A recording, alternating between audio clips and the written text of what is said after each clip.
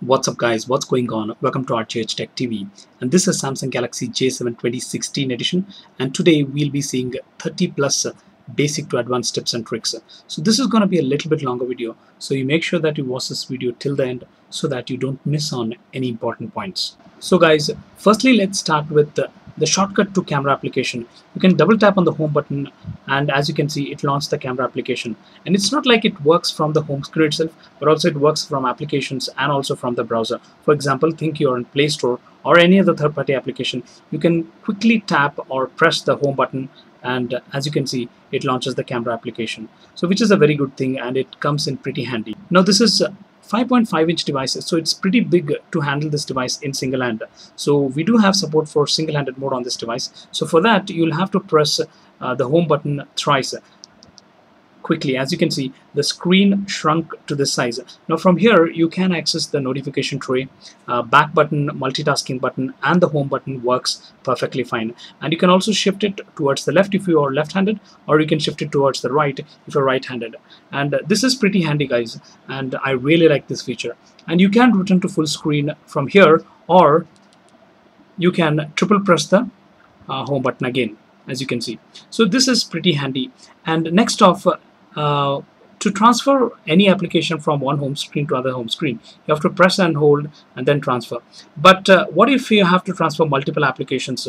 So it will definitely be time consuming, and it will not be that convenient.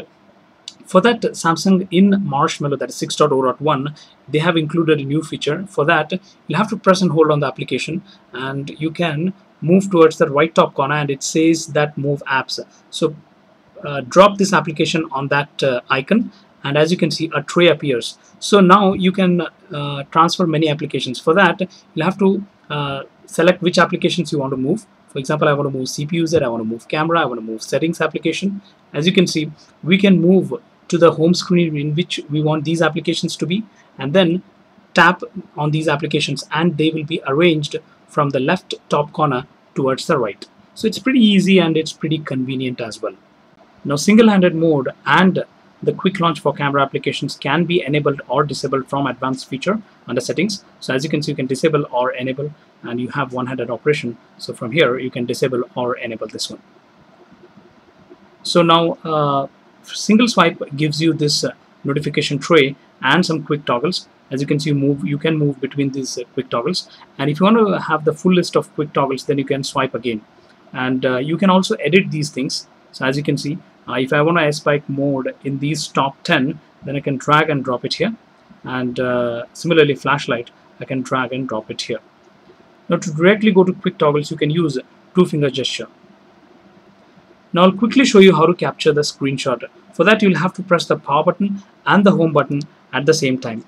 So as you can see, it will quickly capture the screenshot, and it can be accessed from the notification tray or from the gallery. So now from the lock screen itself, you can launch the dialer or the camera application, and this is not just limited to these two applications, but at the same time you can launch other applications as well, and I'll show you how to do that. For that, let's go to settings, and let's go to lock screen and security, and here let's go to info and app shortcuts. Here app shortcuts. As you can see, the left shortcut is for phone and the right shortcut is for camera. Now here we can customize these things. For example, I don't want to open the camera, but I want to open the calculator, then well, I can do that. And for that, let's test it. As you can see, you have the calculator and the camera. So if I now swipe from left bottom corner, then let me draw this pattern. And as you can see, I can quickly go to this application, which is pretty handy and saves a lot of time. And not only that, but you have something called as owner information here. So what's that? Nothing but let's put in some information like, hi, this is Ram. Okay, so now let's put this done, and as you can see, the same message appears on the lock screen. Now this is pretty handy if your phone gets lost. So if you type in some meaningful information like your secondary number or your alternative email ID, then if that person is good, then definitely he may return your phone back to you. So which is a helpful thing, but it also depends conditionally. Now another thing which can be customized on this device is the quick settings. For that, let's go to settings, and as you can see, you have a panel which lists 9 applications or 9 settings from this list. So it's easy to locate the settings here rather than searching it here. So I tend to keep these 7, and you can choose from other settings as well. Now how to customize this? You have an option called as edit, and here you can choose between which settings you need. For example, if you think you use advanced features a lot, then please add the advanced features. If you think you use Wi-Fi settings a lot, then use the Wi-Fi settings. So as you can see, 9 out of 9 applications are full, and now you can see that the panel is extended from 7 to 9. So which is pretty handy actually. You don't have to search for settings down here. So you can so for example, I can quickly go to display and adjust the brightness, or adjust the outdoor mode, or even adjust the font size or any other settings.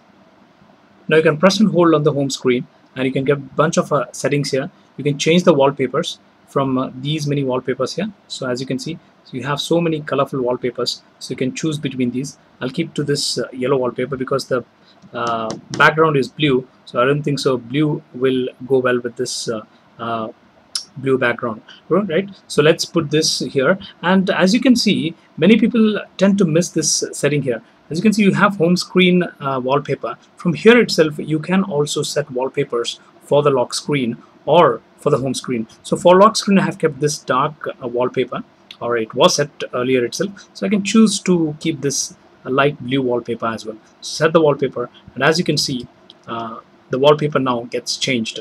So this is pretty handy, and a lot of people tend to miss that point over there.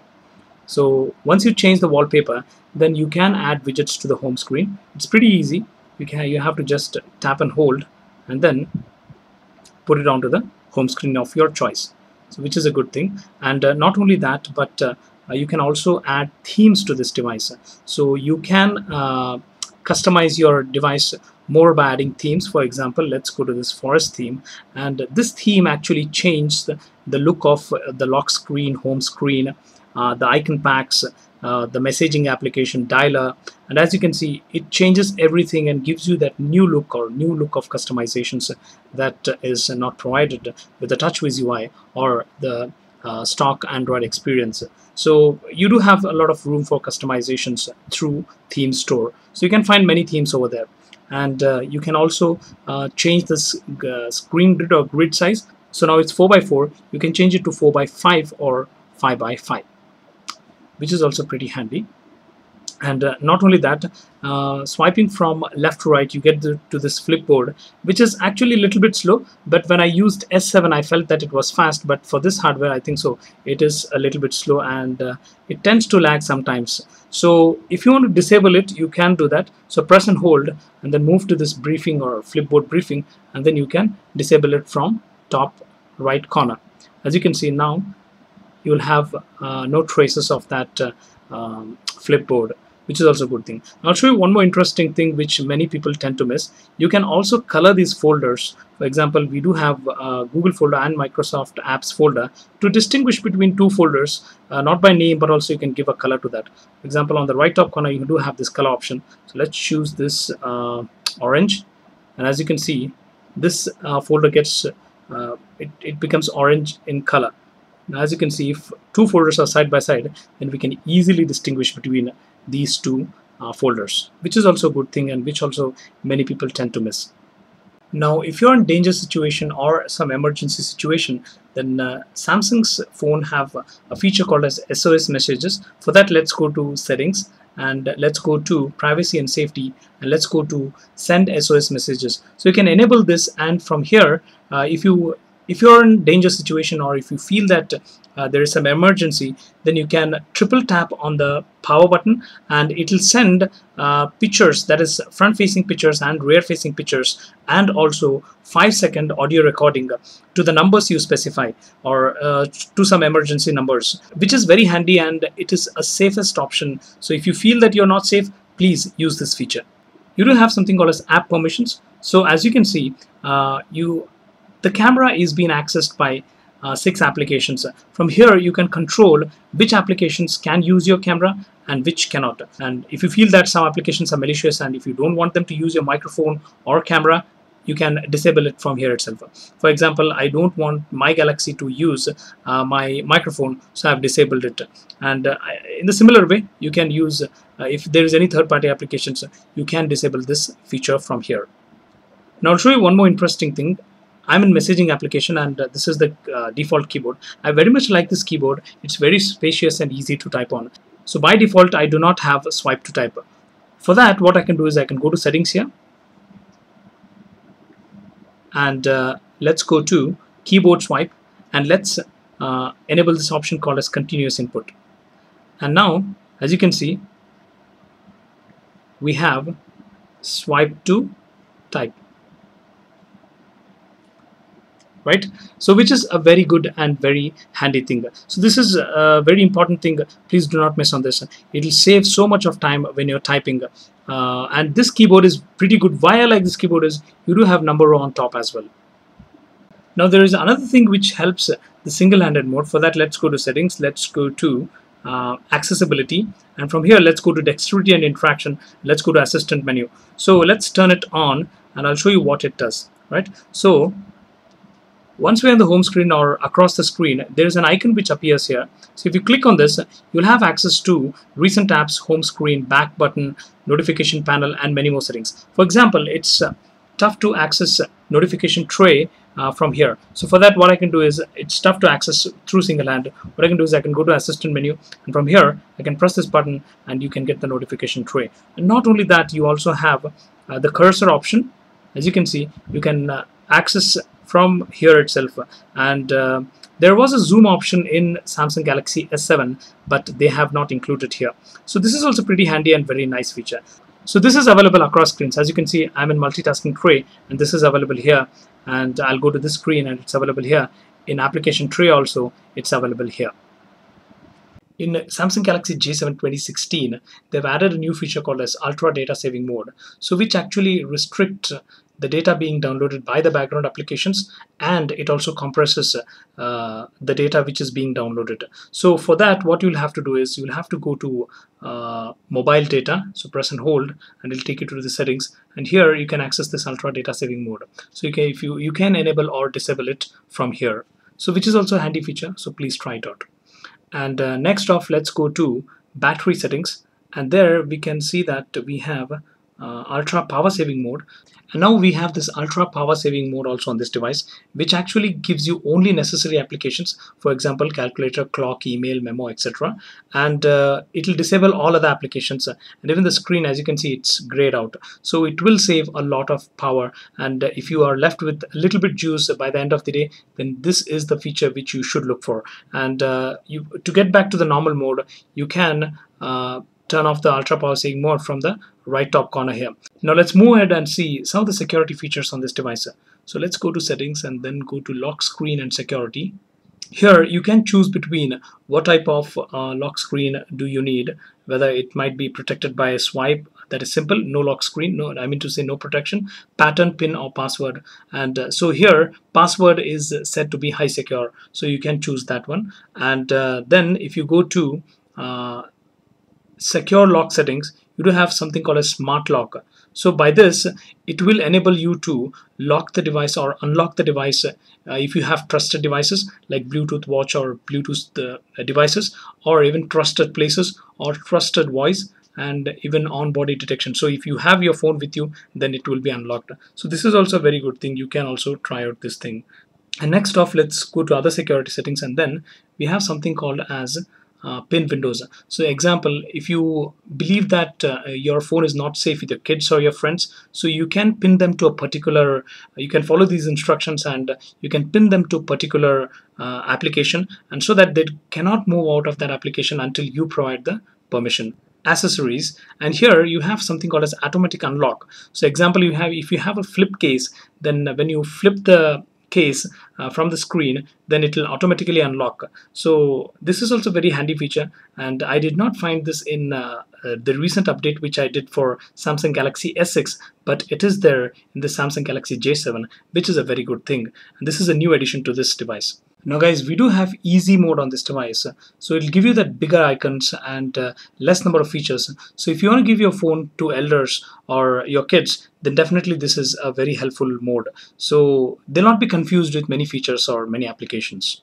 So you can find it under settings, and also we can get back to this normal mode by going to settings, and then let's go to easy mode, and then let's put this onto standard mode.